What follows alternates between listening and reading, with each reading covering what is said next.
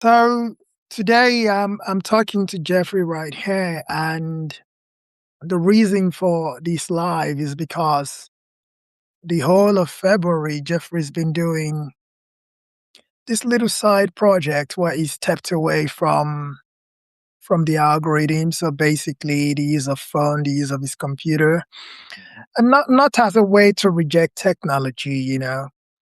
And today, what we're doing here is just really unpacking a lot of that experience that he's had over that month, Mhm. which has been the whole of February, really. So it's quite a long time to really step away from the feed, to step away from the algorithm, from the mobile phone, the use of that constant pull towards Mhm. whatever the internet feeds you. Mhm. Yeah, so that's what this call is all about. Yeah. And at any point, in the conversation, if anything comes up, just pop it into the chat. And yeah, there is no hot take. So, Yeah, no hot takes. you know, Uh, just so you know, let's just give it another 1 minute and we go ahead. Is that okay? I'm good, man. I'm good. Whenever we're ready, I'm good. Yeah, I'm glad to be here. I'm seeing a lot of people jumping in here from different places. That's You got awesome. quite That's you got awesome. quite the group here. Nice group. Yeah, there we go. Hi, Blue. How's it going?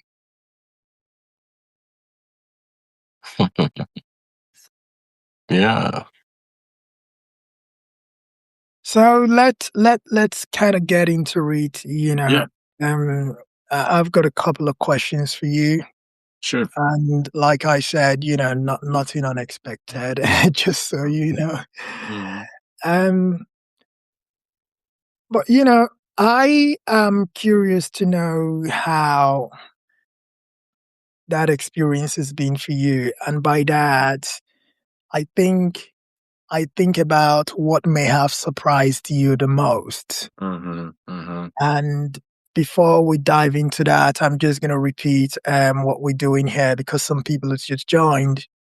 So, the whole of last month, Jeffrey did something unusual. He stepped away from the mobile phone, the computer, the algorithm, that constant need, to kind of dive into what's generally not none of your business. Mhm. Mhm. Mhm. you know so, and he's done it not as a way to reject technology but to understand how deeply it's shaping attention, interest, and inner life. And that's really what I think is important, to take away, especially from my own end.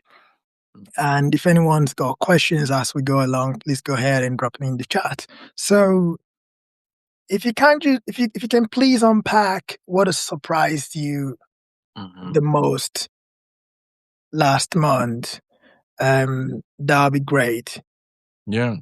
Yeah, so I'm glad the way you framed it, no hot takes, but this idea that my on my Substack, I really talk about deep thinking and really trying to improve the quality of thinking to improve the quality of our life, right? And so I I think I'm trying to think how I actually started this. I think when it originally came up, I was watching a YouTube video.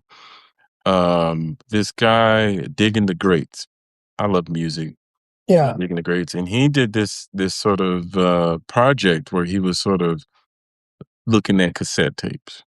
And so, I'm old school. I remember that.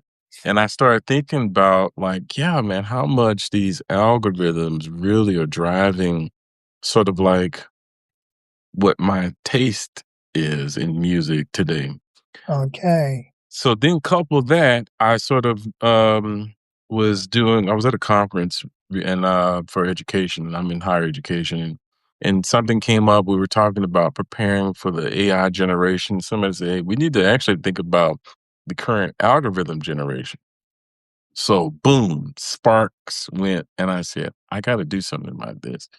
So I got the book Digital Minimalism by Cal Newport. Yeah. I've listened to him before, he's a very insightful guy. And I just sort of looked at it differently. That book is not new. it's been out for a while, and I realized that there are a lot of things that I sort of found myself just getting into a routine with, like how I use different platforms and just sort of what my interests were. And I was like, is this really what I want to do? Or is this what I'm sort of been influenced to do or be into? So I said, yeah, hey, let me do this experiment where I just sort of peel back the onion and look at all the different things I'm using and say, well, what am I intentionally doing this or am I subconsciously just doing it? And I had the nerve to do it on Substack. Like, so let me talk about it on Substack and like go for it. So in this month, I dedicated the month of February to just say, hey, Yeah, the whole month. let me do this month and see what happens. So I'm not going to sit here and say I was perfect in my rejection of a lot of my use of technology, but it was substantial. Like no social media on my phone. Definitely, I cut back even on some of my Substack, feeds. I just sort of took a little bit of a break. And what I noticed is the things that at first there was a little bit of angst, like, okay, am I missing out on something? Yeah, Like, yeah, I need to do this. I need to do this. There's this pressure internally I had that I needed to get back into it or I will lose something. I'll tell you one of the biggest things that I noticed is like I wasn't as active on my Substack notes as I normally were. And I got more followers in the month of February than I have in any given month. I don't know what that's all about, but that was strange to me. That was very strange. It wasn't directly connected, but I thought it was strange. But it also allowed me to sort of look at my sort of human connections. So I was just a little bit more in tune with what my kids needed, what my wife needed, what people were communicating at work, what the challenges were. I just felt like I was more present. I was able to hear it better. yeah. And so that to me, that's enough. Like like I don't know if the world needed to open up and all of a sudden I'm a better person. I just feel like having a little bit more clarity and being a little bit more intentional is worth it. Because what did I get? What was the in the book I read? There's a cost. Was the true cost of my use of these things? And I realized that the true cost was not something I was willing to pay for. So and now it's March, right? Yeah. Um, I find myself still wanting to do a few things. And I'm like, okay, that's fine. Because I still after a month, I still want to do it. Let's try to do it responsibly. Um, but then there's some things that I just like don't care about. Don't And care when about. you say you still want to do a few things, Mhm. what are some examples of those things? Yeah. So like I found um some value in being able to interact on threads. I find value in that. Got some really good ideas and some really good people connected with. So I was like, I like that. That's something I think is worthy. And I don't have to do it all the time. And I don't have to do it from my phone. I can do it from my iPad, my laptop. I can do it. So I was like, okay. But the fact that it's not on my phone means I have to be intentional about when I do it. I have to go to my computer, Yeah, go to the website yeah. and do it. So for me, that was not bad. I think that was fine.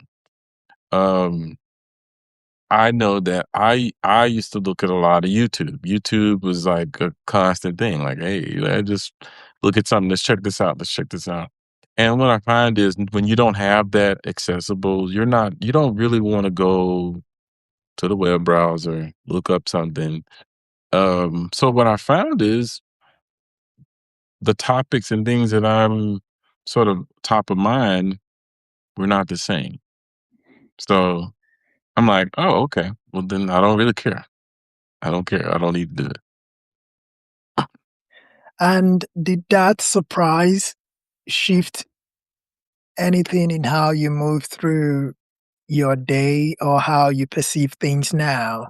Because when you realize you you you don't really care about that and you suddenly realize that, does that change how you move through your day now?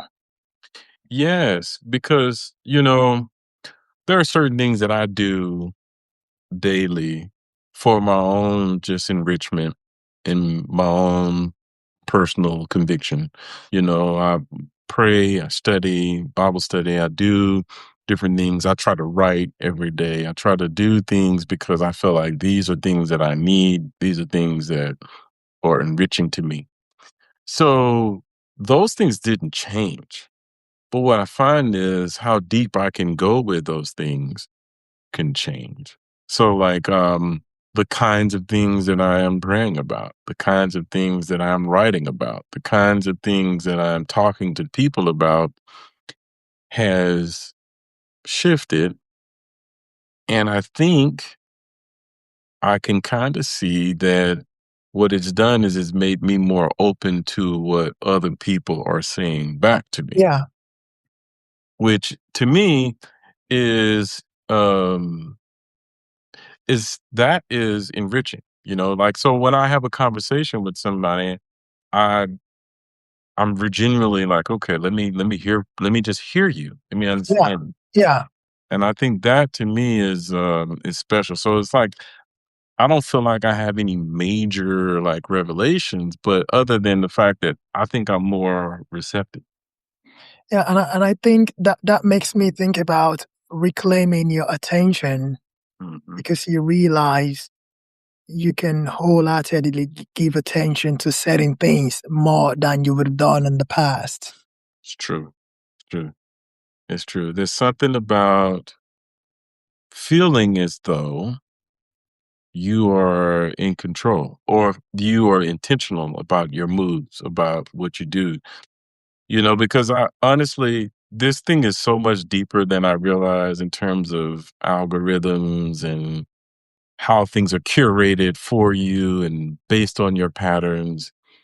It's bigger than I realize. And I think the only way we can reclaim some of that is to intentionally create some resistance, some distance, some kind of struggle between what we want and where we are. If it's just so convenient, if everything is so convenient, you lose some intentionality. Yeah, It's like it's yeah, just there. So how do you know you just picked it because it was there? But if you have to actually do some work to get to something that you want, you probably want it, really want it, because you had to work to get it. and I think a lot about attention so much, especially since I started writing on Substack, Mhm, and one of the things that strikes me is how much of our attention goes into something that may not be ours because it's just been thrown at us. It's been recommended. mhm, mhm. And having done this, how much of that have you come to realize that this is Yeah. not what I would have chosen? Mhm, This is what I'm being, given. This is what's being pushed to me. This is mhm, what's being fed to me. And you can see that clearly over that period of time when you mhm, intentionally step away mhm, from that act of consuming, I would say. Yeah, absolutely. yeah, And say, for example, you get that urge, to kind of reach for your phone, mhm, especially in those quiet moments. mhm, How how do you resist, you know, picking up that phone? Because mhm, it's an act that we unintentionally carry out. We just put our hands in our pockets, mhm, that everything is usually mhm, there. And even when it's not there, even when it's not there, because there are days I will step out and I'll go out to the park for a walk. I know I've left my phone at home, but I'll still reach for Yes, the it. muscle memory. It's Yeah, I do really that yeah, still. I still do that. You know, like sometimes you'll pat the pocket and you're like, oh, I don't have yeah, room. But I think again, creating some more separation is was key. So like putting there's been times where I would come home and I do work from my home office and my phone is with me. And so naturally when I'm done, I would just take my phone and put it in my pocket and then walk to the other part of the house and do whatever. yeah, I wasn't going to use the phone when I went to the other room or when I go outside. I'm not using it, but it's like just in case I do, I have it. And so what I've started doing was, especially this month, was just plugging it up and leaving it in the office and then leave. And what I find is I still sometimes, every so often, will check and it's not yeah. there, but it's okay because I don't need it. I don't need it. And I think I just have to do more of that, more of the physical separation, even making things a little bit harder to access. I think, one of the things in the book was about like really stripping a lot of the apps and things. And what I find is like, what do I need the phone for? Okay, okay. Just hold on there for a second. Mhm, When I talked about reaching in that moment when you reach for something that's not there mhm, because you've already stripped it away. w- what do you notice mhm, on the other side of that pause when you realize, oh, it's not there? What do mhm, you notice within you? Like mhm. how does that feel? Yeah. I think initially there's this little bit of, I guess, anxiety, I guess, that maybe not as strong of anxiety, but a little bit of like, "Wait a minute, where did I leave it? Did I lose it? No, oh, wait a minute, yeah, that's right, I left it in the other room." But I think over time, what happens is, out of habit, I touch, but I have no emotional connection to it. It's like, "Oh, oh, okay," and I just move on. So for me, it's It is kinda sobering to realize how, even though I didn't think I had any problem with my phone, but it was kinda sobering to realize how much it's a part of my daily routine. How much of it is just habit, and that's it, purely habit. It's not because it'd be different if, like, hey, I have to travel a lot, and I use my map, app a lot, or I'm listening to music a lot. What I find is that those times when I'm reaching, I'm not using it. I have no reason to use it. Yeah, yeah, So yeah, I think it's really an indictment. It's like, yeah. "Oh." You've got no reason to use it. Yeah. Mhm. Yeah, yeah. It really makes you realize, um, how often we think we are in control and we are not.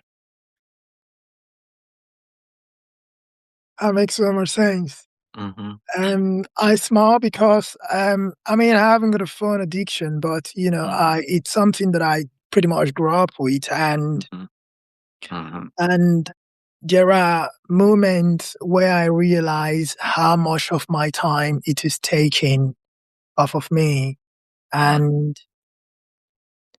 there was a period, sometimes around, I think, late last year when I had to put my phone, way on top of the wardrobe mhm, mhm, mhm, before I went to bed. And mhm, I'm like, because I'm trying to create that distance, it's a little mhm, bit silly, but you realize, no, this is not, you mhm, know, how you want your attention mhm, to. But anyway, I think a lot about two things specifically, and I think it's desire and attention. Mhm.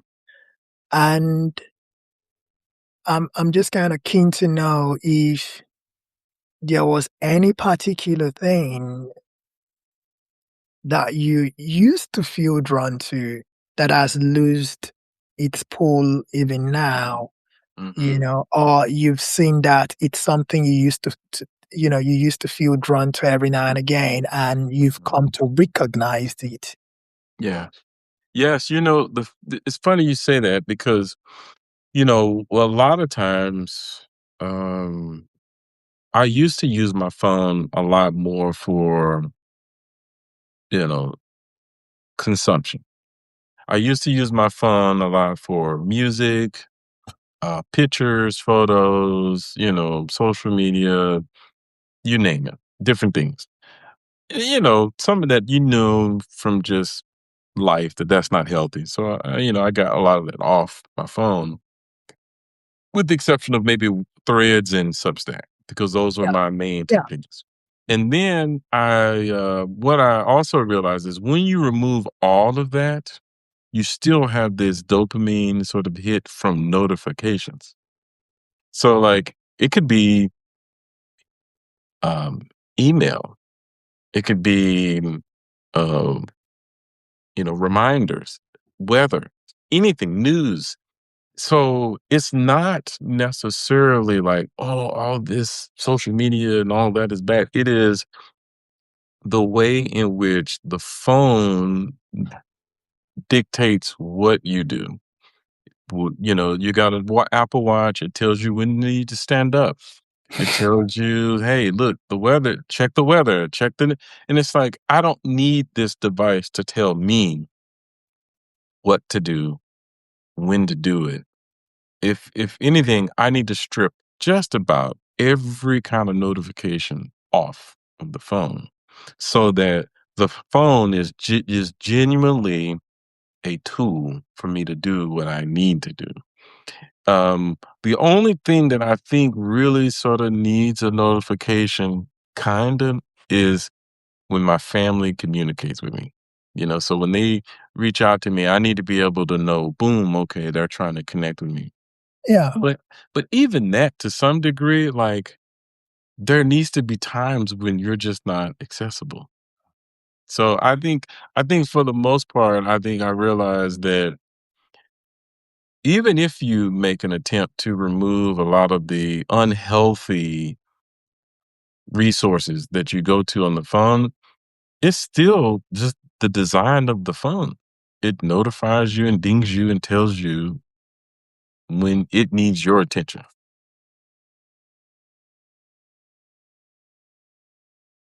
That makes so much sense. Mm. Yeah. And that's something that I think even Cal Newport mentions. I mean, the way it's designed is to, like, pull your attention to it. And the more you're on it, the more apps and other features can make money and do what they need to do. It's about your attention. It Yeah, really is. And it's designed that way. Even the feel of it.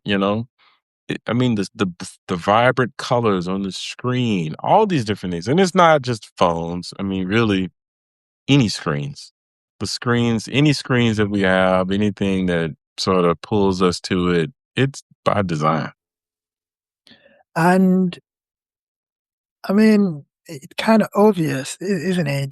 Mhm. What do you think it's worth protecting now, or Mm. what's worth protecting? And I am imagining it's our attention. Yes. Yeah, Yeah. Yeah. It's our attention. I talked to a guy. We were talking about as we get older, like we was talking about like what matters to you more now than what it used to. yeah, yeah, And yeah, I realized that, you know, I definitely am more interested in people, those that I love and care about, but causes, things that matter, that I can make a difference and impact. But I also realized that my time and my energy are the most valuable assets I have. Like, literally, if I care about you, I'm going to put some of my time, energy into you. If I don't value it, I'm not gonna put as much time and energy in, and I don't apologize for it. The older I get, I'm like, "Look, this is what it is. This is what I'm supporting. This is what I'm not." And so I realized that that's so limited, so limited. It's a limited resource, and it is depleting every day. So it's like, look, I have to make some hard choices about what do I really value, and and I can't make any excuses about it. If I'm not getting something out of a certain relationship, I can't make excuses about it. How much time and energy did I put into it? Yeah, So I think that's a bigger thing for me, is like, do I want to waste that time and energy on things that are of no significant value? There are some conveniences and there are some benefits, but is it really of a value to me? And I'm like, yeah. no, not really. And I think that's what really makes this conversation a universal conversation. Hmm. Yeah, Hmm. because it's all about our attention, Hmm. and it's about putting our attention where it should go, in the places that matters. And one of the biggest questions I've ever asked myself is what matters to me most in this world. That's right. And I realized yet again, it's the places I put my attention, you know. Mhm. Yeah. And I think it still remains one of the challenging things to hold on to. That's right. Yeah. Yeah. Mhm. That's right. And Yeah. evaluating that, reevaluating that, because I could really have a certain part of my life where this is very important to me, and that's okay. But maybe it changes, and I'm still holding on to what it used to be. So it's like, I have to constantly reevaluate, is this still of value to me? And it doesn't, and if it's not, it's okay. It's okay. I have to give myself permission to let some things go that maybe used to be value to me. Yeah. That makes so much sense. Thank you so much. Thank you. Thank you. I have this is exactly how I imagined this conversation would be. Yeah. Yeah, Yeah. no, I appreciate it. I really appreciate, the things you're putting out on Substack. I mean, very insightful. Thank you. Thank I you. think the first way I found you, I think you asked a comment about something about, I don't know, maybe something we used to do when we were younger, and I just like jumped all over that. Like that was exactly what I needed at the time. And so Yeah. I really like what you're doing. Yeah. Thank you so much. And I think that conversation happened on Threads, Hmm. and we got connected, and we jumped on to Stop That's Substack. right. That's right. And That's right. yeah, yeah, Yes, sir. it's been awesome. Thank you so much. Yeah. I look forward to doing something together with you eventually. And Yeah. yeah, Love to. Love to. I might have to connect with you, return the favor, because you have some really good stuff, and I'd love to yeah, have a yeah. conversation with Anytime, you. Yeah. anytime. Thank you Yeah. so much, Jeffrey. Thanks for Thank you, man. jumping on. This is Jeffrey Miller. Thank you. Have a good evening. All Thank you. right. Take care. Bye bye.